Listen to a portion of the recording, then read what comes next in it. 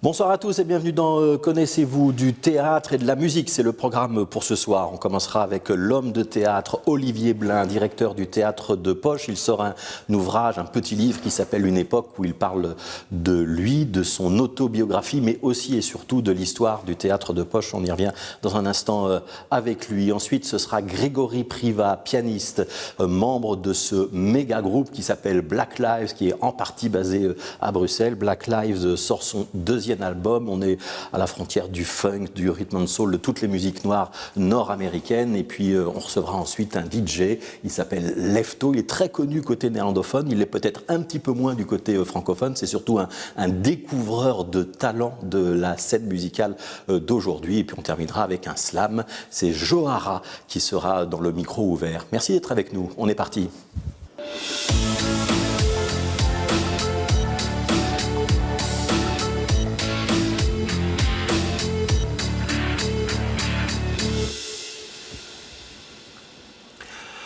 Bonjour Olivier Blin.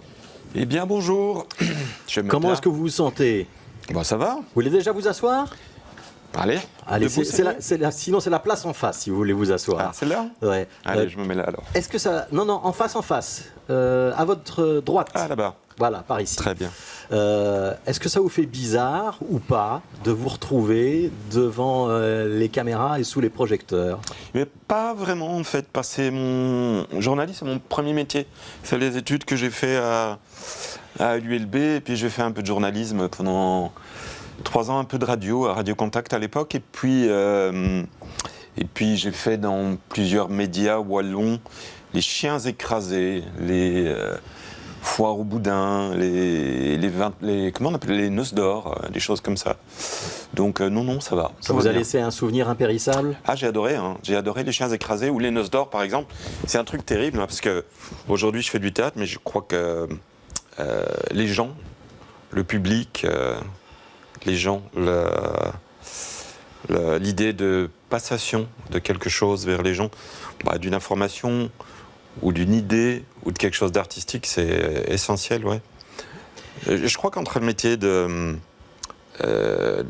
je faisais à 25 ans et celui que je fais aujourd'hui à 57 ans, il y a quand même des proximités évidentes. Ouais. Ouais. Il y a une suite logique, il y a un cheminement. Bien sûr, ouais. Alors aujourd'hui, vous êtes le directeur du théâtre de Poche. C'est vrai.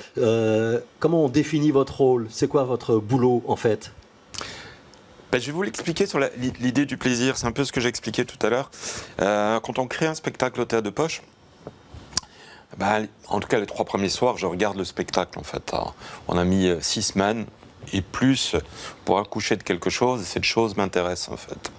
Et puis, quand ça s'est installé, au bout de 3 ou 4 représentations, mon regard se porte un peu moins sur le plateau, mais un peu plus sur les gens. Au théâtre de Poche, il y a du monde, les salles sont en général assez pleines, et l'idée de voir l'émotion traverser ce public, le voir rire, le voir être pas content, fâché, c'est quelque chose qui me plaît vraiment bien. Alors si la façon dont je définirais ce métier, c'est ça, c'est l'idée d'être dans la passation de quelque chose.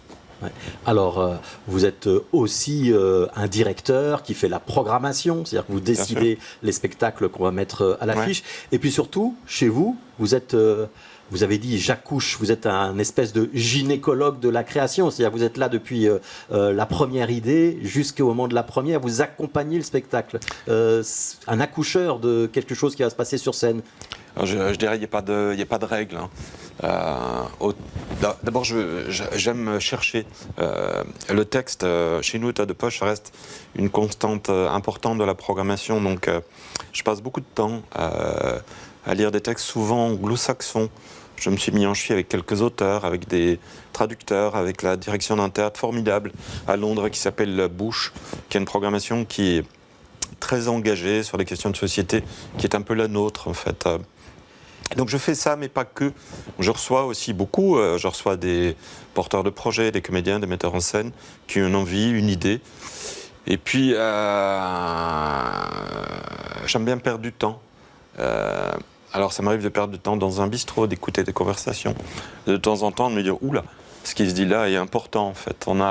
Chez nous, il y a quelques années comme ça, accouché d'un spectacle qui s'appelle Friedland, qui est l'histoire d'une migration albanaise, et c'est à peu de choses près un témoin que j'ai rencontré dans une arrière-salle de bistrot, en fait. Ouais, on avait parlé de ce spectacle dans cette émission. On peut parler aussi d'un Fou Noir au Pays des Blancs. C'est vous qui aviez monté ça dans une vie précédente.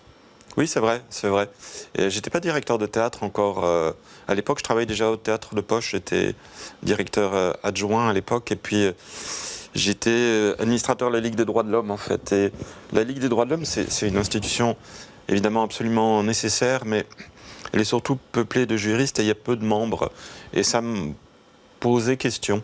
Et je m'étais dit à l'époque qu'un spectacle ferait bien l'affaire à rassembler des gens et à faire un peu plus de membres pour cette association importante, en fait. Et sur une fin de soirée comme ça, j'ai rencontré un réfugié politique, Pichi Banda, qui racontait son histoire, la façon dont il était aussi accueilli par la société occidentale, en fait. Ouais, et ça a donné un spectacle qui a très très bien marché, en l'occurrence. On a joué 2000 fois, on a fini au Cirque Royal. Ouais, c'est un type qui avait, ça arrive, un don de parole. C'est un spectacle, effectivement, qu'on a tourné pendant 10 années, qui est peut-être le spectacle le plus joué en tout public dans l'histoire de la Fédération Wallonie-Bruxelles. Et qui a tourné aussi à l'étranger. Il y a un petit livre à votre gauche, vous allez le prendre, c'est celui que vous publiez, ça s'appelle Une époque. Alors il y a un peu de tromperie sur la marchandise, Olivier Blin, parce qu'on annonce ça comme étant votre autobiographie. Alors vous parlez un petit peu de vous au début, vous parlez de vos parents, vous venez d'un milieu modeste, vous expliquez comment vous avez découvert le théâtre de poche, c'était un petit peu en séchant les cours quand même, en n'allant pas à l'université. Et puis en fait le vrai propos de ce livre, c'est un peu l'histoire du théâtre de poche, on est d'accord ? Oui. Si je devais l'histoire de ce livre, c'est que... La vraie histoire de ce livre, c'est que il y a 2 ans, j'ai subi une greffe du cœur. J'étais greffé cardiaque et j'ai passé une année un peu pénible à l'hôpital, à l'issue duquel 3 metteurs en scène, successivement, m'ont contacté pour écrire cette histoire de greffe, en fait. Alors je ne suis pas qu'un greffé, donc j'ai au début dit non. J'étais autre chose que ça. Jusqu'à temps qu'un metteur en scène marseillais, chouette bonhomme, m'a dit mais si, on commençait par le début, donc raconte dès l'adolescence ce que j'ai fait, mais c'est vraiment lui qui a été le déclic de l'idée de raconter, en fait, voilà. Donc j'ai raconté pendant 4 heures, il m'a envoyé un texte, j'ai corrigé, et ce petit bouquin est arrivé. Mais c'est vraiment un truc qui est monté de briques et de broc, effectivement. J'y parle un peu de la greffe, j'y parle un peu de moi, j'y parle aussi de qui j'ai fréquenté au Théâtre de Poche, et j'ai tenté aussi un tout petit peu de rendre hommage à ceux qui m'ont précédé au théâtre, puisque finalement, au Théâtre de Poche, qui existe depuis 70 ans, il y a eu pas beaucoup plus que 3 directeurs. Ouais. Mais vous parlez quand même beaucoup, parce que c'est pas un petit hommage, il y a un très long hommage à Roland Mahoden qui vous a précédé, qui était un personnage haut en couleur et qui a tenu le Poche pendant plusieurs décennies à bout de bras. Oui, bien sûr, oui. Ouais. Mais, vous êtes son fils spirituel ? Ou je ne sais pas s'il adorait l'expression, mais oui, en tout cas, de mon point de vue, il y a quelque chose de l'ordre d'une paternité artistique, en fait, effectivement. Je voudrais qu'on revienne un instant sur cette histoire de greffe. Alors, vous l'avez raconté notamment dans un très bon documentaire d'Olivier Nederland qui est passé à la radio sur la première. Ça a duré 1 an. En fait, cette greffe, elle a mal tourné. On peut dire aujourd'hui que vous êtes un peu un rescapé ? On pourrait dire ça, ou un rescapé. Vous êtes resté dans le coma très longtemps, vous n'avez pas pu sortir de l'hôpital pendant très longtemps, vous avez été isolé de vos proches très longtemps. En fait, donc, si vous voulez, donc je suis resté 1 an à l'hôpital, et puis je suis tombé dans un coma au moment du début de la guerre en Ukraine, précisément à la date du début du conflit, en fait. Et dans ce coma, j'ai traversé cette guerre et d'autres guerres, en fait. J'ai pas rêvé les choses, je les ai vécues. La migration, c'est étrange, mais j'ai la sensation de la connaître, puisque aussi bien je suis passé de pays d'hôpital en hôpital, dans un monde que je fantasmais probablement. C'était votre imaginaire qui fabriquait ce monde. C'est ça. Une psychiatre m'a dit un peu plus tard que je m'étais mis dans une forme d'auto-hypnose, probablement pour échapper à la douleur. Ouais. C'est un monde duquel j'ai eu beaucoup de mal à m'extirper, vraiment beaucoup de mal. Il m'a fallu quand même quelques mois, et il m'a fallu la rencontre avec une infirmière qui est sortie un peu de ses prérogatives qui m'a calé contre un mur. Et quand je lui disais, eh bien, j'ai été à cet endroit, il me disait, non, tu n'y es pas allé, non, ça n'a pas existé, non, tu n'as pas fait de la contrebande de la voiture, non, tu n'as pas circulé dans des porte-containers en Afrique ou en Amérique du Sud, non, tu n'as pas fait ça, en fait. Est-ce que c'est pas un peu troublant pour un homme de théâtre qui monte des textes, parfois des fictions pures, parfois inspirées de la réalité, d'avoir vous-même, dans ce voyage du coma, voyager entre la fiction, la réalité, de plus vraiment savoir ce qui était vrai et faux pendant une si longue période, parce que c'est plusieurs mois quand même. Hein. Oui, en fait, ce qui est étrange, c'est que cette période de l'hôpital m'a fondamentalement transformé à 2 endroits, en fait. C'est assez clair dans le petit bouquin que j'ai écrit. En fait, j'ai toujours l'impression d'usurper des fonctions qui n'étaient pas les miennes.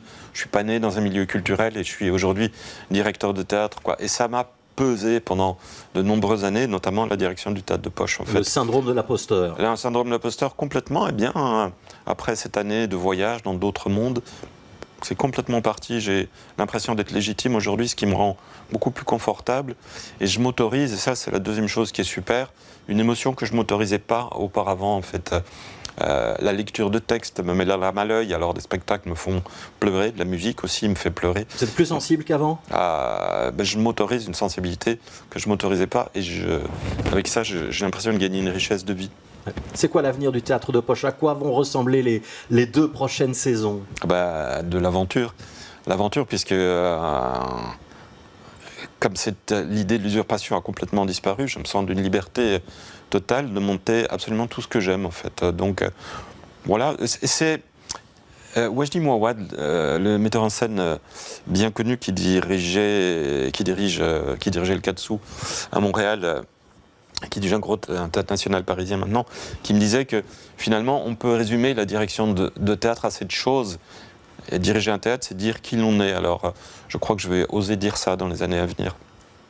Et il y aura le retour des grands textes classiques bientôt aux poches ? Oui, parce que c'est ça, pas oui, c'est ça. Donc la saison qui vient de s'écouler, c'était une chouette saison, mais je l'ai créée à l'hôpital, en fait, un endroit où on n'a pas énormément de moyens de curiosité. Alors, il y a un peu trop de solos, il y a des emprunts à l'histoire du théâtre.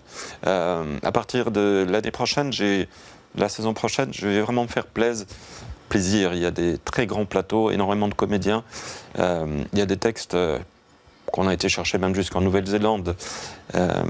Oui, ça va être bien. Vous resterez un théâtre de découverte et de choses qu'on ne voit pas ailleurs ? Parce que c'est ça la spécificité du poche, c'est d'être quand même un petit peu original et un petit peu poil à gratter. Il y a un esprit punk dans ce théâtre. Oui, il y a un esprit punk, oui, certainement. Il y a quelque chose qui passait de génération en génération. Maintenant, oui, on fait des choses singulières, mais j'ai l'impression que chaque institution théâtrale fait des choses singulières. On a, je dirais, un répertoire quand même très ancré sur la société, une réflexion sur celle-ci. Puis ça me plaît aussi, au théâtre de poche, il n'y a pas un public type. Les générations s'entrecroisent. Donc ça, c'est un truc qui me plaît vraiment plutôt bien, qui est assez symptomatique de ce qu'on réussit à faire. Voilà. Puis vous l'avez dit, on va arriver bientôt au 70e anniversaire du théâtre de poche.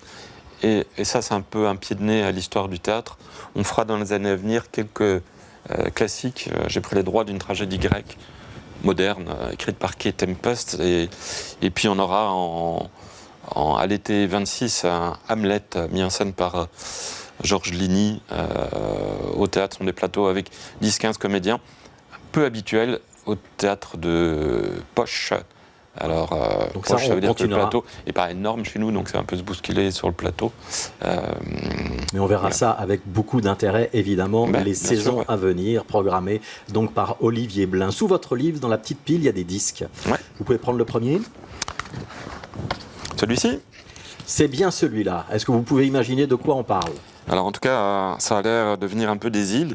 Il y a quelque chose d'assez jamaïcain dans les couleurs. Alors, je regarde derrière et quelques titres. Ouais, mais là, vous allez commencer à tricher déjà. Donc on va se contenter de ça. On va voir si vous avez raison. On va accueillir Grégory Privat. Il y a quelques... Ouais.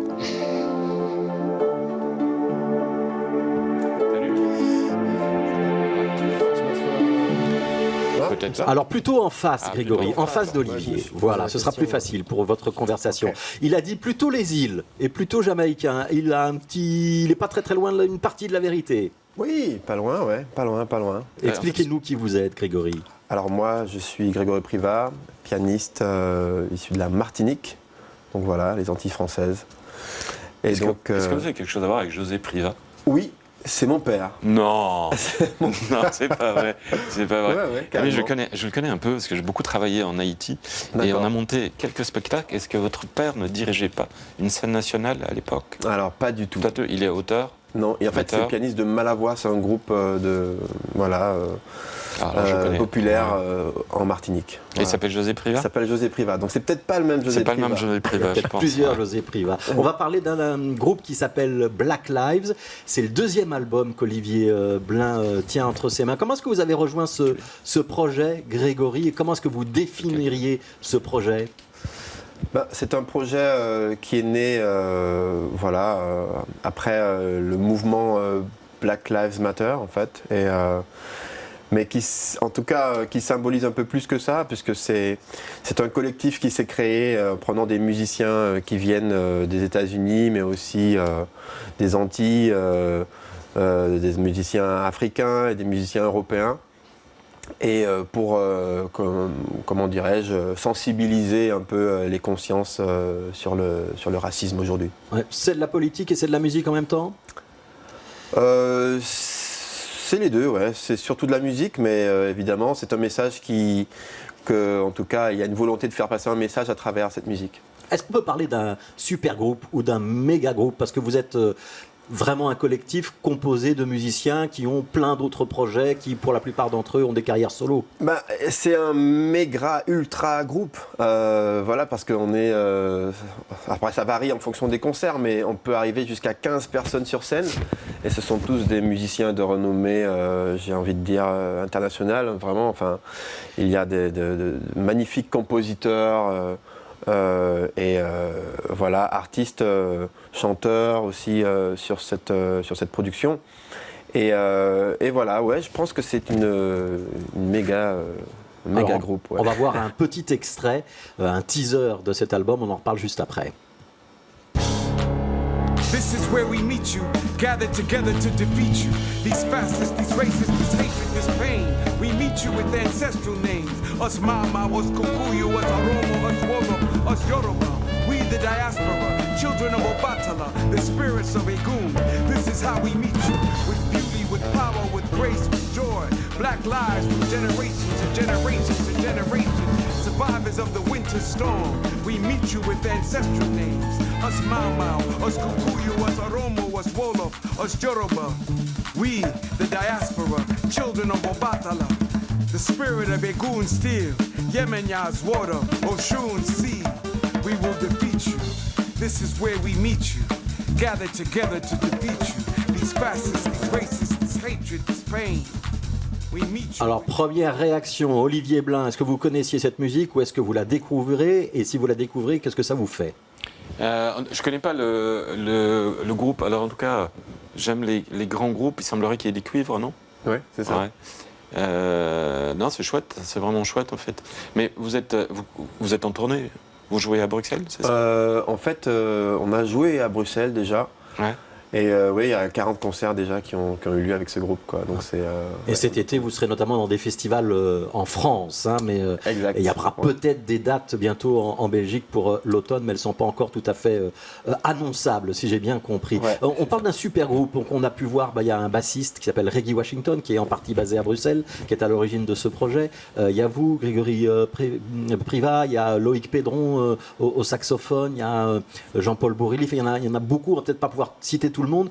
Comment ça se passe la gestion des égos quand on regroupe comme ça 15 musiciens, puis il y a les chanteuses aussi, hein, Toutou Pouane, etc. Ouais. Est-ce que vous trouvez facilement chacun votre place? Est-ce que le projet transcende la position personnelle de chacun? Comment ça se passe?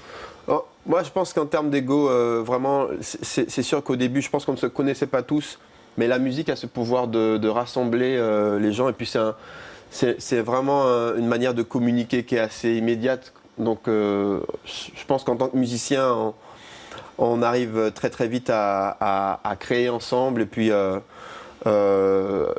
après, il y a aussi le concept de faire en sorte que tous les musiciens ne sont pas forcément obligé de jouer en même temps, donc il y a aussi un travail d'arrangement qui peut être opéré. Donc, Et ça, c'est facile pour un musicien aussi connu que vous ou que les autres membres de Black Lives de se dire je viens pour un concert, mais je ne vais pas jouer tous les morceaux, je vais en jouer 2 ou 3. Oui, en fait, il y a un côté très flexible, et puis il y a aussi, maintenant qu'on se connaît un peu bien tous, il y a un côté aussi très famille. Et on est très à l'aise avec ça, en tout cas pour ma part. J'ai vraiment ce truc où je ressens qu'à un moment donné, j'essaie vraiment d'apporter juste ma pierre à l'édifice sans forcément avoir le besoin de me dire il faut que je sois là tout le temps, à chaque morceau. C'est vraiment comme une famille en fait. Il y a plusieurs auteurs, hein, parce que Ouais. je vois qu'il y a des chansons en anglais, il y a des chansons en créole aussi. Oui, c'est ça. En fait, il y a beaucoup de compositeurs en fait, et par exemple sur ce morceau, enfin sur cet album, j'ai composé le morceau People of Earth, Ok. et voilà, c'est un peu la même chose pour quasiment tous les musiciens qui jouent sur cet album. Alors ça veut dire qui écrit alors?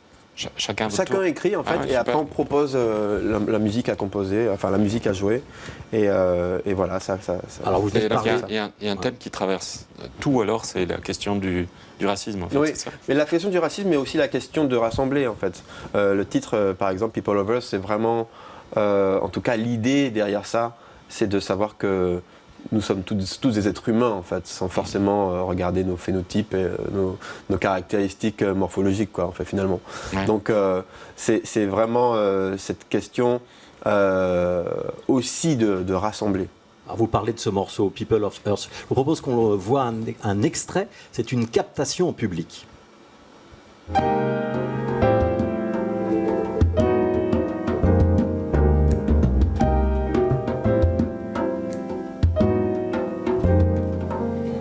People of earth, come together. Child of the sun, drop of water. That is what we are. The rest don't matter. Our roots in the ground are bound together as long as you find it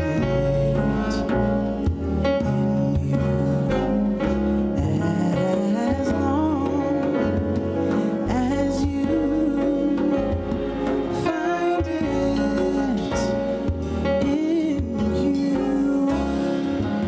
If you're inhaling and exhaling, if you're bleeding when you're hurting, and you know the feeling of existing.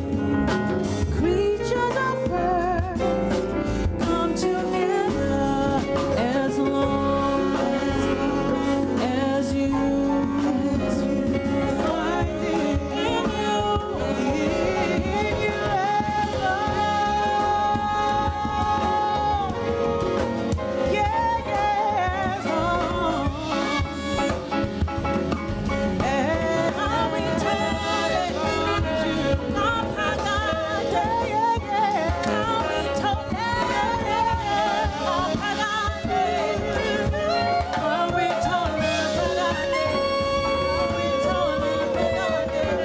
I'll be telling Priva, comment est-ce que vous définiriez ce morceau? C'est quoi? C'est plutôt une balade? On est dans un registre un peu plus cool que tout à l'heure. Ouais, c'est une balade, mais c'est un morceau, comme je le disais, l'idée c'est vraiment de rassembler. En fait, c'est plus une célébration de l'humain, en fait, quelque part. Célébrer notre humanité, en fait, quelque part. Et il y a quelque chose de très doux, mais de festif aussi. Et en tout cas, voilà, j'ai fait ce morceau, en fait, pour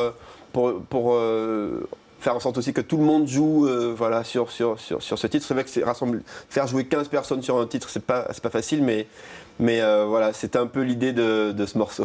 Alors, il n'y a rien à voir avec le titre précédent. C'est assez éclectique Ouais, musicalement. voilà, Ouais. c'est ça. Ouais. Justement, c'est quoi l'étendue, le spectre de ce que Black Lives peut faire? Ça va donc des balades, des choses très jazz, à des choses qui sont à la frontière du hip-hop. On passe Ouais. par le rhythm and blues. Il y a des choses qui sont très funk. Ouais. C'est toute la. Est-ce que c'est un peu la bande son ou la bande historique de la musique noire nord-américaine? Bah, c'est ce Il y a un que peu de ça dans l'idée. C'est ce que j'allais dire, nord-américaine, et puis aussi en passant par les Caraïbes, les Antilles. Voilà, c'est un peu tout ce spectre. Et puis, comme vous pouvez le voir aussi dans le groupe, il y a aussi quasiment. Enfin, il y a beaucoup de générations différentes en fait. Donc, il y a aussi ce partage et cette vision des choses qu'on peut justement avoir en commun. Et partager entre nous, quoi. Ouais, c'est un second album, donc pour Black Lives, Generation to Generation. Il y avait un premier album qui était un double, et on conseille d'acheter les deux. C'est Jamin Colors, qui est la maison de production. On peut dire que c'est piloté depuis Bruxelles, Grégory Privat, Jamin Colors. Oui, c'est piloté depuis Bruxelles. Ouais. Comment vous faites pour répéter? C'est une vraie question, parce qu'il y a des gens qui résident à Bruxelles, il y a des gens qui, comme vous, ont un pied à Paris, un pied en Martinique, il y a des gens qui viennent d'un peu toute l'Europe dans ce projet. Vous avez réussi à caler les agendas pour des répétitions ou vous vous découvrez sur scène? Alors je pense qu'il y a la magie, la magie de la musique, mais c'est surtout le travail justement de Stéphanie, voilà, qui est Stéphanie Calambert. Stéphanie Calambert, justement, qui gère un peu tout ça d'une main de maîtresse, j'ai envie de dire, et quelque part, voilà, c'est quand même un projet assez incroyable à réaliser, et elle le fait très bien, et on a déjà réalisé plus de 40 concerts avec ce groupe. Je ne sais pas si vous réalisez, mais juste faire tourner un trio, déjà c'est compliqué, mais faire tourner un groupe de cette envergure avec plus de 10 personnes sur scène, Voilà. ça relève du miracle. Alors, il y a déjà eu un miracle à Flagey il y a quelques mois, vous avez pu jouer, on espère que le miracle se reproduira à nouveau. Voilà. Album suivant, Olivier Blin, si vous voulez bien le prendre dans la pile. Le grand. Ah non, Non. il y en a, Ok. il y en a un autre. Ah, celui-là. Voilà, Ouais. celui-là, c'est quoi ça? Ah, ça, c'est le tien. Ouais, ça c'est bien. Alors, c'est quoi cet album, Grégory Privat? Ça s'appelle Phoenix. Alors ça c'est un album effectivement, voilà, Phoenix, c'est un album en trio avec Chris Jennings à la contrebasse et Thilo Bertolo à la batterie. Et sur cet album, voilà, je suis au piano, au clavier, et je chante aussi. Voilà. Eh ben, on va voir un petit extrait tout de suite.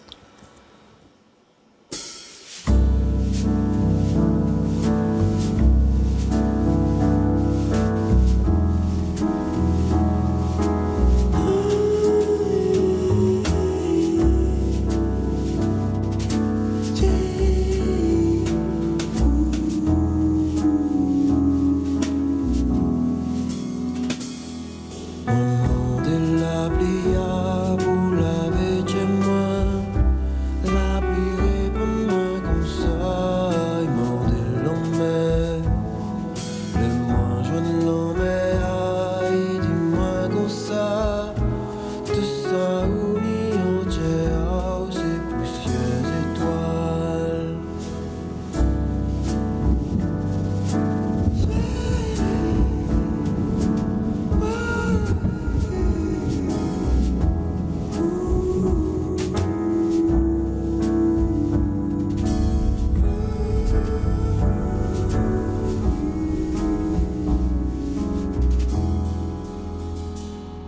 Maman de la ligne là, bouclée chez moi. La ligne est pour moi comme ça, aimant des soleils.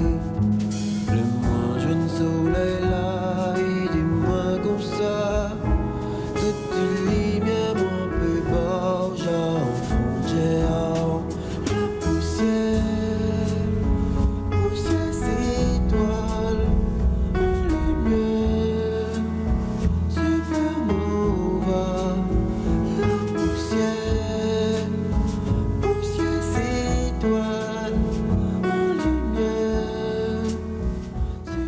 On voit très concentré Grégory Privat. Il raconte quoi ce titre? C'est du créole, hein, évidemment. C'est du créole en fait, et ça s'appelle Supernova. Et voilà, une supernova, c'est l'explosion d'une étoile qui dégage une quantité incroyable d'énergie et de lumière. Et c'est un morceau que j'ai imaginé sur le fait que nous venons tous et nous sommes tous créés de poussière d'étoiles. Et ça rejoint un peu le thème de People of Earth en fait. C'est-à-dire que c'est malgré le fait qu'il y a plein de choses qui existent aujourd'hui, que ce soit partout en fait sur les réseaux sociaux, les médias, et qui essaient de nous diviser quelque part, il ne faut pas oublier qu'il y a quelque chose de...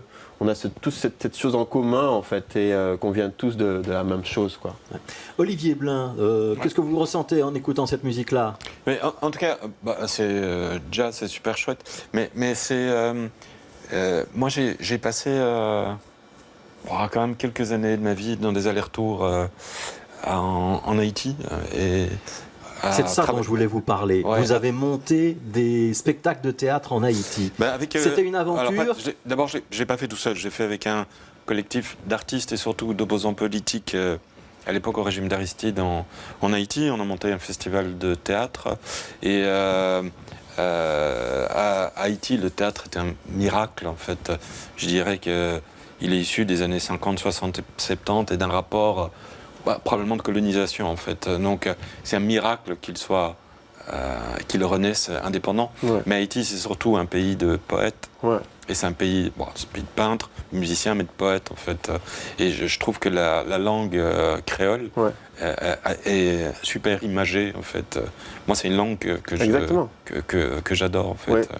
Voilà. Et donc sur la route d'Haïti, l'escale, vous le savez, obligatoire, que j'avais tendance à prolonger 1 semaine, 2 semaines, voire 3 semaines, elle est en Martinique. Ah ouais, d'accord. Qui est un endroit que je connais vraiment bien. Ouais. Mais je trouve cette langue formidable. En fait. C'est une langue qui, en tout cas, c'est vrai que lorsque j'ai décidé d'utiliser ma voix en fait sur mes albums et puis d'écrire des textes, c'est sûr que le créole s'est imposé parce que c'est ce que j'aime à dire, c'est que c'est une langue émotionnelle en fait. C'est une langue qu'on utilise toujours. Lorsque on veut faire des blagues, lorsqu'on est très heureux ou lorsqu'on est très énervé, tout de suite le créole ressort et c'est aussi une langue qui est, comme vous le disiez, c'est très imagé et elle est très très musicale, j'ai envie de dire.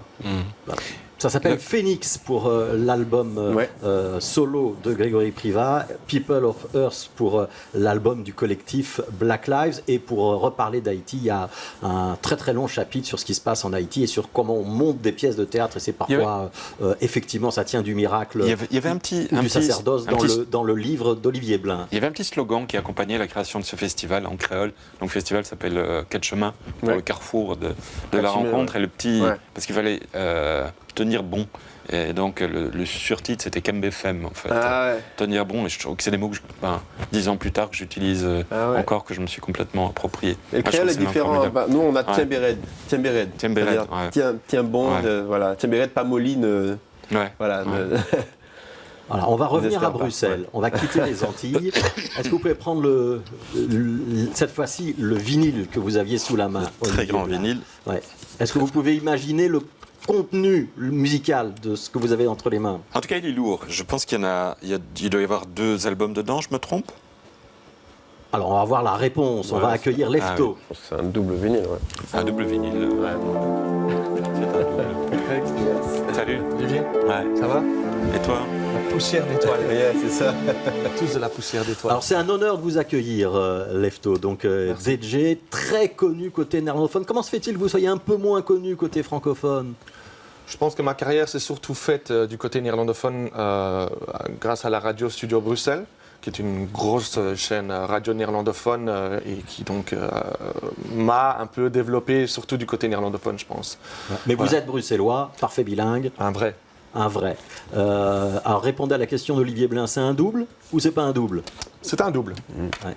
C'est quoi Jazz Cats? C'est déjà la 3e édition et vous êtes là quoi, producteur, découvreur de talent, un petit peu accoucheur comme Olivier Blin tout à l'heure? Oh, je suis peut-être un peu tout ça, oui, c'est ça.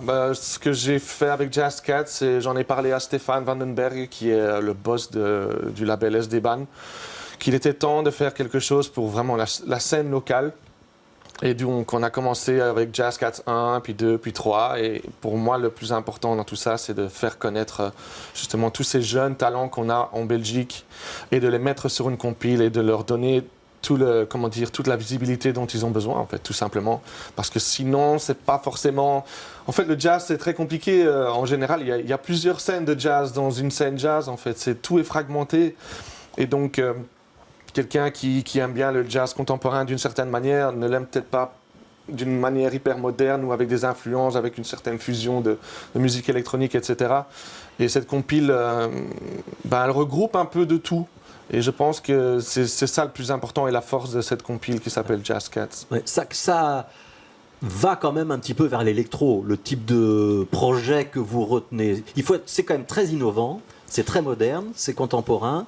Vous vous permettez des choses que sans doute d'autres labels ne se permettraient pas parce qu'ils penseraient que ce serait un petit peu casse-gueule, si je peux employer comme ça. Mais il y a quand même une tendance à l'expérimentation et à l'électro.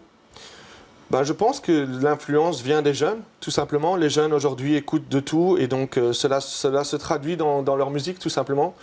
Je dis toujours qu'à une époque, le rap avait beaucoup samplé du jazz et qu'aujourd'hui, c'est un peu le contraire. Les jazzeux, les jazzman, les jazzwoman sont très influencés par la musique d'aujourd'hui, que ce soit la musique électronique ou le rap. On retrouve beaucoup d'éléments dans le jazz aujourd'hui qui vont vers ces tendances-là. Et donc, voilà, c'est juste une évolution naturelle, en fait, de la musique. Ouais. Vous avez écouté Black Lives tout à l'heure et Grégory Priva. Ce sont des musiques que vous appréciez, par exemple ? J'apprécie, je trouve ça très clean. Mais ça c'est typique, genre quand on écoute du jazz, on a vraiment on a une oreille particulière pour certains trucs, on aime plus que d'autres, on aime bien ce qui est plus sale ou plus clean, ça dépend vraiment de la personne. Mais je me disais, il y a des belles notes là-dedans que je réutiliserais bien pour moi-même faire de la musique avec, en fait. Mais je pense qu'il faut de tout dans un monde, de toute façon. Voilà. Ouais. On va expliquer qui vous êtes, Lefto, quand même, parce que donc, vous êtes le producteur de ce projet Jazz Cats, mais vous êtes un DJ, c'est-à-dire que vous faites du mixing, vous avez eu longtemps des programmes à la radio, à la VRT, maintenant vous êtes tous les dimanches soirs à Kiosque Radio, hein, ça veut dire que vous mixez en direct dans le parc de Bruxelles, on peut vous écouter en web radio, mais on peut aussi vous voir sur place en live. J'imagine que vous allez faire des grands festivals cet été ? Pas mal de festivals, oui. Ouais. En tant que DJ ou en tant que live avec les danseurs pour un autre projet que j'ai, qui est mon album solo. Ouais. On en reparlera peut-être un autre jour. Et donc voilà, pas mal de festivals à l'étranger, en Belgique pour l'été. Oui, c'est toujours la saison, quoi. Alors on vous a demandé de nous procurer des vidéos des artistes que vous avez sélectionnés pour ce Jazz Cats. On va voir un premier extrait.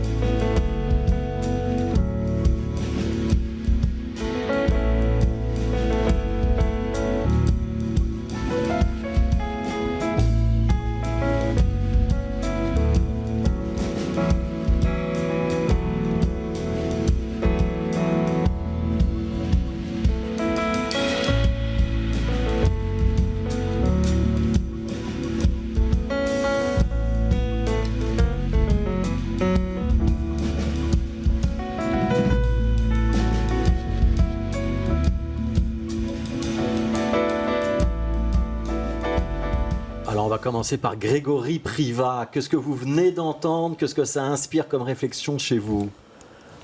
Non, mais c'est. Je pense que c'est ce que Lefto un peu disait tout à l'heure. C'est voilà, l'utilisation des des claviers, de la musique électronique en fait avec le jazz. C'est un peu je ne vais pas dire que c'est une tendance aujourd'hui parce que il y a beaucoup de musiciens qui continuent de rester vraiment purement acoustique, mais c'est une démarche qui me parle en fait. Et qui existe aussi en fait sur ce que je fais en fait sur mon album. Sur Phoenix d'ailleurs, il y a beaucoup de. On n'est pas très éloigné. Non, vraiment, ouais. Ouais.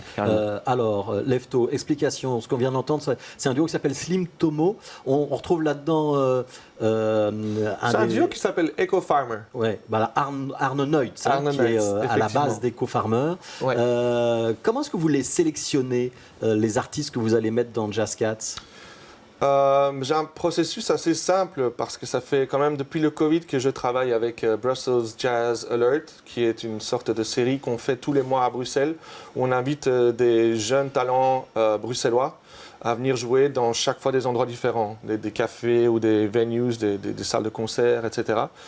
Et donc au fur et à mesure, on a toute une collection de jeunes talents et voilà, et puis on fait une sélection de ceux qui nous ont vraiment touchés, comme Echo Farmer, que je trouve très très très spirituel pour l'âge qu'ils ont en fait, parce que je trouve que la spiritualité dans la musique, ça vient toujours avec le temps ou avec l'âge.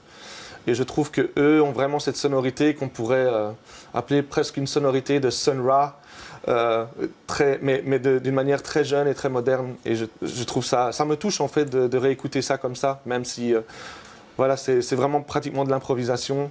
Et c'est très beau. Donc voilà, ma sélection se fait en général vraiment avec le Brussels Jazz Alert et en recevant des démos à la maison. Voilà, et on précise que là, dans une émission de télé, on n'écoute qu'un petit extrait. Ce sont des musiques qui se savourent aussi sur la durée, parce qu'il y a une ambiance qui s'installe très très progressivement. Il faut prendre le temps et ça incite évidemment à la réflexion, au repli sur soi, à la méditation presque. Oui, il faut. C'est nécessaire, je pense, surtout dans les temps qu'on vit aujourd'hui. Je pense qu'il est temps, je trouve qu'il est temps de retrouver un peu de musique avec beaucoup de chaleur et beaucoup de spiritualité, parce que je pense qu'aujourd'hui on en a vraiment besoin plus qu'avant. Ouais. Moi, Et ça m'a emmené sous la mer. Ouais. C'est idiot. Non, c'est pas Non, idiot du c'est tout. pas idiot. C'est en immersion en fait. Ouais. Ouais. Ça t'emmène, ça te déconnecte de la réalité pratiquement. Et c'est vrai que la mer, c'est un bon exemple pour ça, parce que comme il n'y a pas de son vraiment, il n'y a pas de son de terre, Ouais. on arrive à s'isoler et à peut-être justement faire le vide. Oui, j'ai même l'impression qu'on trouve la densité qu'on trouve en dessous de la surface. Ouais, c'est très. Des fois, c'est dur à exprimer ce qu'on ressent, mais je pense que tout le monde peut ressentir quelque chose en écoutant ça. Olivier Blin, Lefto a dit quelque chose sur la spiritualité et sur le fait que c'était pas la même chose à 25 qu'à 50 ou 60 ans. Est-ce que c'est quelque chose que vous ressentez aussi? Est-ce que sur ce terrain-là, je vous demande pas si vous avez des croyances, mais sur le terrain de la spiritualité, vous êtes le même qu'avant, notamment le même qu'avant votre greffe du cœur, parce qu'il y a un autre cœur qui bat dans votre poitrine, ou c'est juste l'âge qui a passé? Non, c'est-à-dire qu'on voudrait me faire penser, ma compagne, des proches voudraient me faire penser qu'il y a une forme de métaphysique du cœur, quoi. C'est-à-dire, quand on a le cœur de quelqu'un d'autre, on vit avec... que le cœur trimballerait une âme, en fait. Donc, moi, je ne crois pas ça. Je suis trop cartésien. Je crois que c'est des opérations... Un médecin me disait qu'en fait, une greffe du cœur, c'est finalement de la plomberie. On coupe 4 arrivées d'eau ou de sang.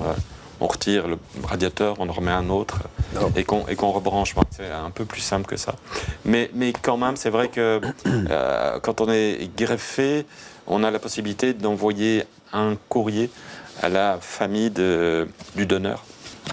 Ce que j'ai fait, en général, la famille ne répond pas. Et puis là, ils m'ont répondu, donc je comprends un peu mieux d'où mon nouveau cœur vient. Mais je ne pense... Enfin, ouais. Comme j'ai dit tout à l'heure, c'est vrai que je suis un peu différent, mais je crois quand même pas qu'avec un nouveau cœur, on change fondamentalement. C'est peut-être l'opération qui nous change. Ouais. Est-ce qu'il y a des choses qui sont de l'ordre de l'indicible ou de l'inexplicable, notamment dans les émotions et notamment au théâtre? Parce que ça fait partie de votre travail, ça aussi, de vous dire, tiens, là, il y a quelque chose que je ne sais peut-être pas expliquer, comme Lefto disait tout à l'heure, parfois les mots sont impuissants, mais il y a quelque chose qui me touche. Je dirais que, en tout cas par rapport à la musique, je crois qu'il y a quelque chose de plus intellectuel dans le texte, en fait. Alors, en tout cas, mon premier travail, c'est quand même le texte, en fait. Alors, le texte me met parfois un peu en émotion. C'est vrai, mais je dirais peut-être pas autant que les sons ou qu'un... Oui. Un ensemble. Ah, mais toi, ouais. Oui, Mais tu sais, peut-être c'est parce que je travaille dans le théâtre et pas dans la musique, en fait. Alors, j'ai peut-être la musique m'arrive de manière plus vierge, je la décortique pas. J'ai appris à aimer et à apprécier énormément la musique ambiante. Et je trouve que par exemple, la musique ambiante, ça réveille des choses en moi que je pense aucune parole ne peut faire, en fait. Oui, je suis d'accord. Et je pense que ça a aussi à voir... Je pense que la musique et les fréquences que la musique génère, des fois, peuvent aller très loin dans le corps. Et que des fois, les fréquences, à mon avis, parlent plus que des mots, en fait. Ouais. Grégory, Oui, mais La vibration, vraiment. Moi, je suis assez d'accord avec ça. Ce qui arrive, en fait, quand on programme du théâtre, c'est qu'à un moment, le truc nous échappe complètement. Voilà, il est lancé, et puis il y a des gens, et puis ça touche les gens à des endroits qui sont des endroits insoupçonnés. Moi, je le vois pas toujours. Enfin, je dois même avouer que je le vois pas souvent, en fait. Je sais pourquoi je fais les choses, mais je ne connais pas l'effet des choses, en fait. Ouais. Et ouais, c'est assez chouette. Grégory Privat, est-ce que vous êtes attentif à cette question de fréquence, cette question de son? Est-ce que c'est quelque chose qui vous parle en tant que pianiste ou en tant que compositeur? Carrément, moi j'ai écrit un morceau qui s'appelle Tonalité. Et Tonalité, c'est un morceau dans le texte, d'ailleurs on parlait de texte, où je décris qu'en fait quand on a une fréquence en fait qui nous définit. On sait complètement notre nature, on connaît notre essence propre. Et voilà, on connaît notre place sur Terre, et quand on grandit, on a tendance à s'écarter un peu, s'éloigner un peu de cette fréquence, et ça peut être dû à plein de choses, hein. Ça peut être dû à l'éducation, à la difficulté de la vie, à la société, et on a tendance à devenir un peu comme un instrument désaccordé. Et l'idée de ce morceau, c'est de se réaccorder à notre fréquence qui nous définit. Moi, je suis musicien, évidemment, ce sont des choses qui me parlent véritablement, et je pense que je suis un peu de l'avis de Lefto, c'est-à-dire que, évidemment, le texte et l'art de manier les mots, c'est quelque chose d'incroyable et qui peut toucher les gens. Mais en tout cas, de mon point de vue de musicien, la musique a parfois est un langage encore plus vaste, en fait, qui permet de décrire des choses qu'on ne pourrait pas décrire avec des mots, il y a un vrai mystère, en fait, pour moi, avec la musique, et encore plus dans le jazz, avec l'improvisation, qui fait que chaque concert est une véritable découverte et un mystère, en fait. C'est-à-dire qu'aucun concert ne sera le même, finalement. Et il y a vraiment cette chose du mystère, pour moi. Alors, peut-être la poésie me mettrait dans cet état-là. Elle est probablement plus musicale. Ouais. Puis quand on entend de la poésie, on ne se questionne pas quand même immédiatement sur le sens. Après, on le fait. Ouais, et je pense que les paroles, en fait, alors on pense à ce que la personne dit, donc au sujet des paroles. Tandis que si on écoute la musique et que ça nous emmène quelque part, c'est là où notre être, notre cerveau, notre imaginaire nous dit d'aller. Ouais. Tandis que les paroles, c'est vraiment... On donne l'indication. Voilà. Ouais. je vous propose qu'on revienne à la musique. On va écouter un autre groupe sélectionné par Lefto.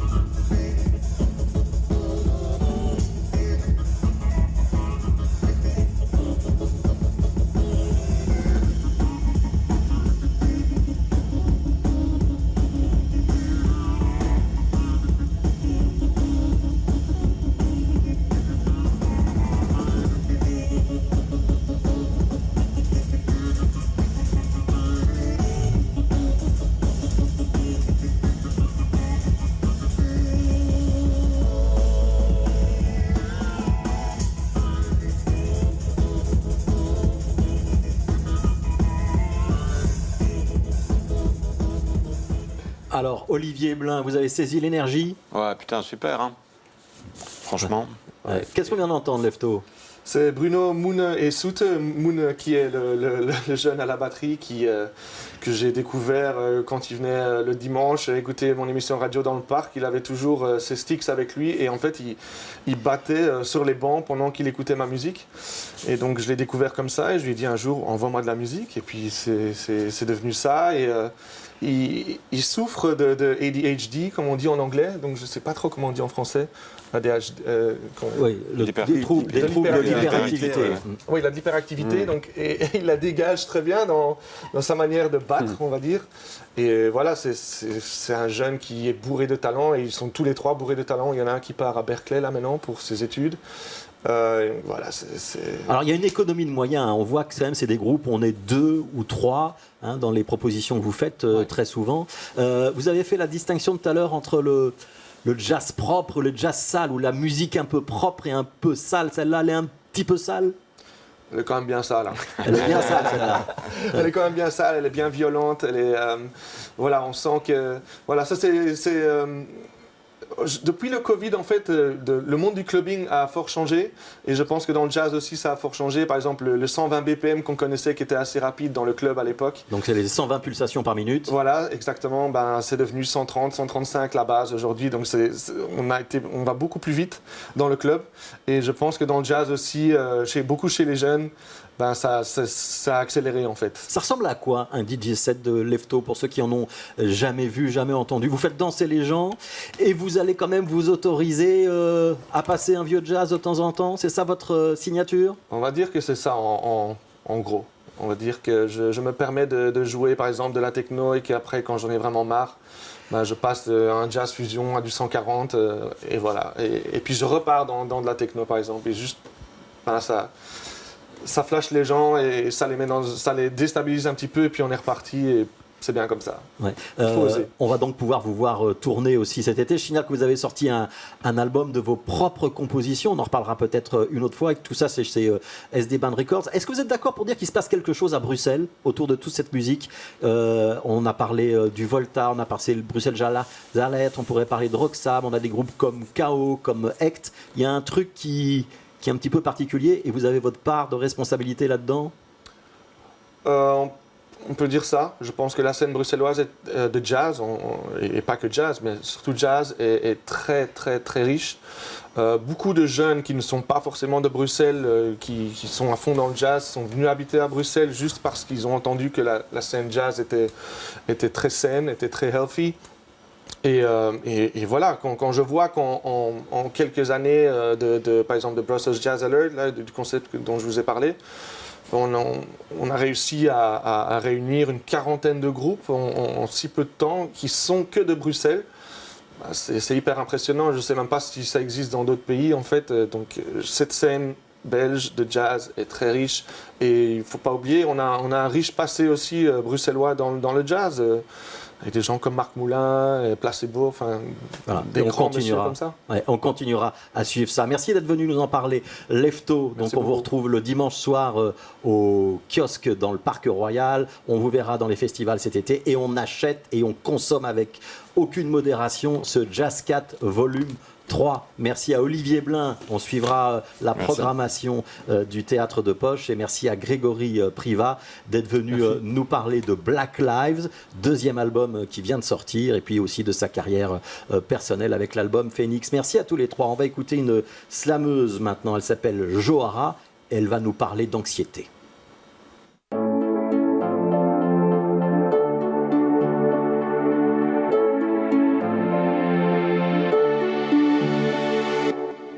Je fais de l'anxiété, donc je parle vite.